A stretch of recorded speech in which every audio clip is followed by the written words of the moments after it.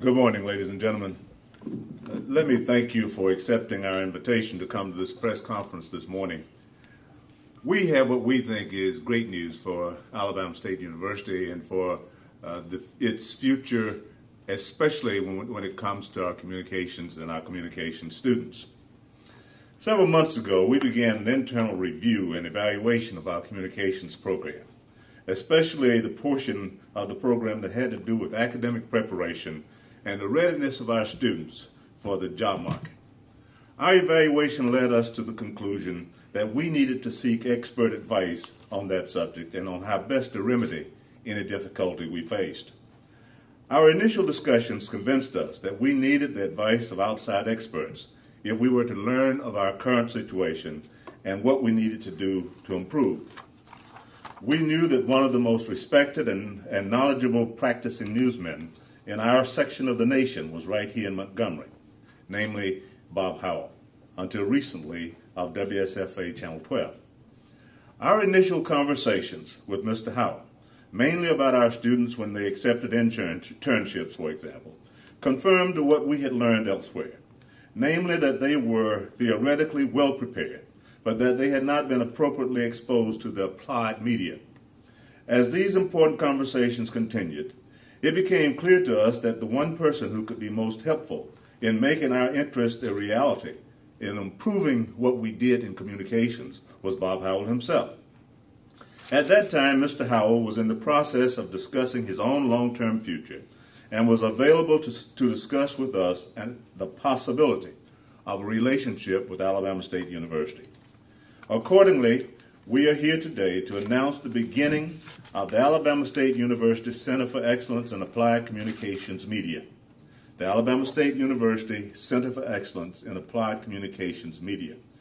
We have asked Mr. Howell to join us and to take the lead in developing the center, which will provide state-of-the-art facilities and equipment and hands-on knowledge for our students and his colleagues. We are also involved in acquiring additional first-rate space for the use by our students, our faculty members, and the members of the center. We believe that this activity, which we are launching, will enable us to rebuild our overall infrastructure and the outcome for our department and our students of our Department of Communications, and the impact of communications on both learning and teaching and on addressing important issues as we face the various publics about what's happening at the university. Today, we are delighted to have Bob Howell join Alabama State University. We are delighted you're here, Bob. Thank you so much. This is really different to be on this side of the press conference, let me tell you. I am delighted, first of all, I'm excited to join the team here at Alabama State University.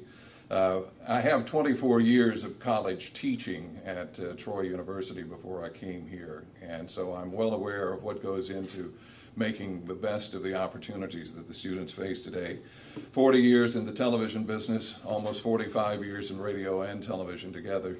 I've seen a lot of transitions from different media. We know now how things can progress from film to videotape to memory cards and the like. The technical aspect has been the biggest change that I've noticed for years. But I look at this as a terrific opportunity to work with a well-established communications school already, and to add a new dimension to make sure that the graduates are up to speed in the practical aspects of working in the broadcast, social media, and print. I am thrilled with the administration's commitment to this project for the Center for Excellence for Applied Communications Media, both manpower and equipment. It really underscores their dedication and commitment to make sure that the students are the best trained and best prepared young journalists in the country. The center will provide the students with a real-world environment in terms of writing, producing, anchoring, also in directing, reporting, editing, and videography. They'll be given the opportunity to learn all of the skills that are necessary to make them competitive, to make sure that they can walk across the stage at ASU's graduation and straight into a newsroom or a news organization anywhere across the country.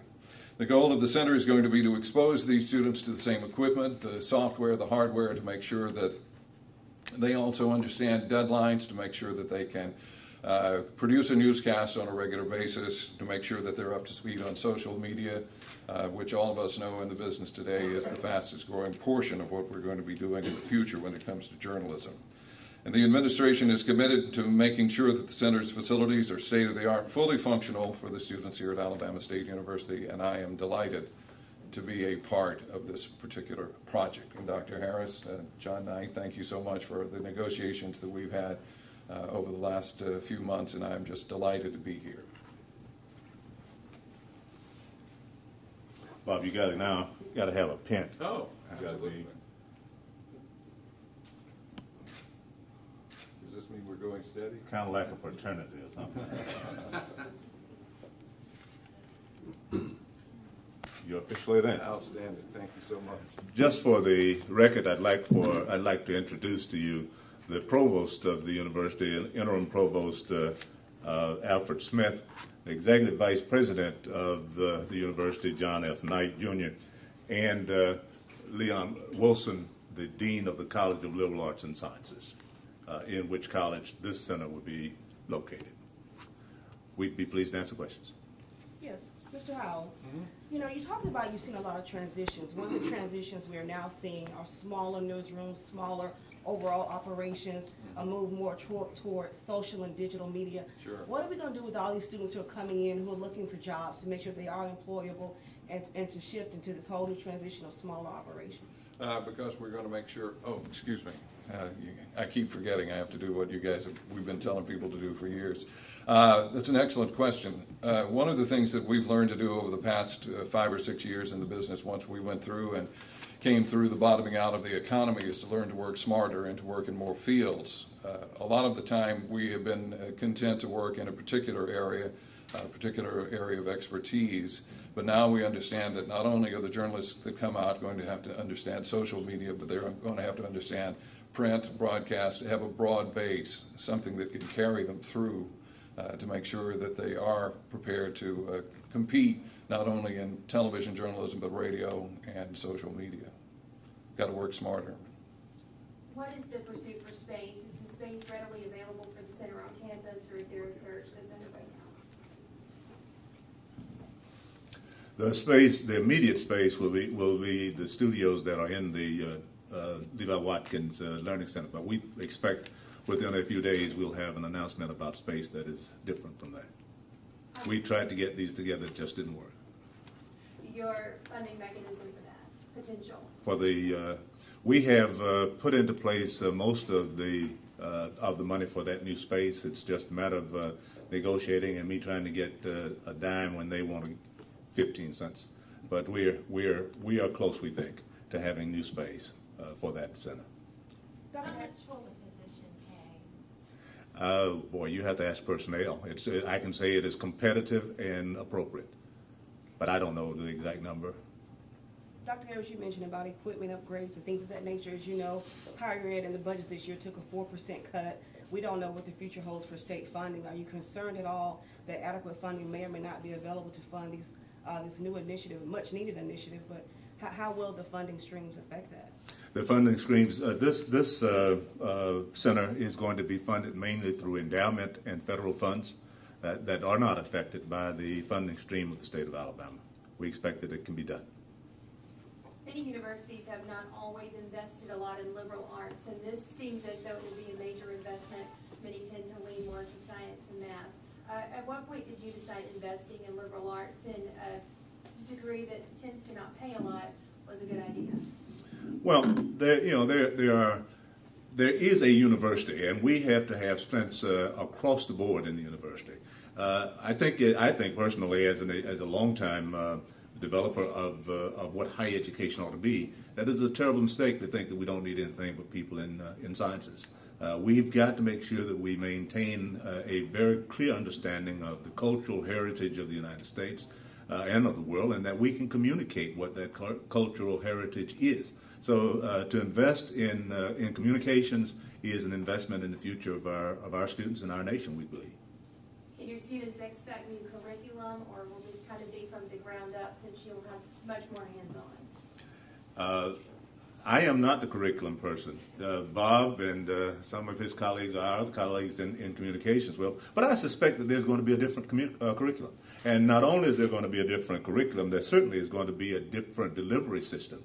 and the different way by which students and faculty members participate in the class in making sure that communication works. You see, one of the things that caused us to do this is that communications was one of our largest departments. Now it's about half its size, and we don't think that was just because of the job market. We think that we needed to go back and look and find out what caused that. We think we have found a way to remedy it. So that's why this investment is worthwhile. I have to ask, and I think I would be remiss if I did not, I have to say, Mr. Howell, the partnership that the communications department on campus has had with the campus radio station, I think it's been very fruitful. Students have gotten a hand-on experience, which is much needed and very rare. How will this new department in the university's radio station and department work together? Let me answer that by saying I don't know. I'll be honest with you, this is day one. There are a lot of areas that are working very well right now. I don't see that there's a great need to tinker with something if it's working. As far as the broadcast side, I'm still evaluating that. Got to go over and take a look at what we've got and where we want to be. Set some long and short-term goals to make sure that we stay on track and get the project moving as it should. But as far as the radio operation, it's wonderful. I love listening to it, but I don't know a whole lot about the operation yet. Give me a couple of days.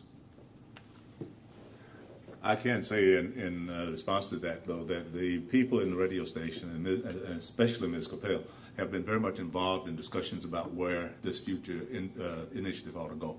So, yes, it's going to be involved. And don't overlook print. You know, that's a part of media, too. Yeah, Mr. Lois Russell. Yeah, Lois Russell was deeply involved in this discussion, in these discussions as well. I hadn't seen Lois back there, so this is going to be a very extensive and intensive involvement of lots of folks. Do you anticipate this turning into something more like a WVAS, where it will be more available to the public, or is it going to stay just on the university? Do you have any thoughts on that?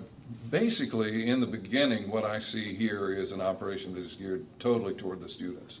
As far as involving the rest of the community and involving people who have interest in Alabama State, I see that coming a little later on. What we want to establish here is the idea that anything that happens on the ASU campus should be available to all media outlets, whether it's social media, whether it's print, broadcast, any form of communication.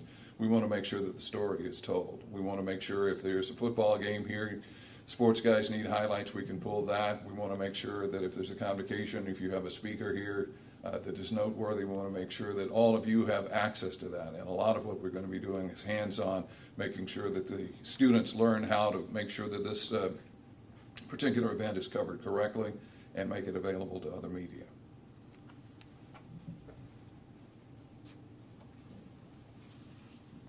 Just for clarification, Mr. Howell, what is your role? I mean, will you be teaching, or will you mainly be doing curriculum and getting things on track with the new technology? All of the above. All the above. Any other questions? General questions? Yeah, what is your specific title? We don't know.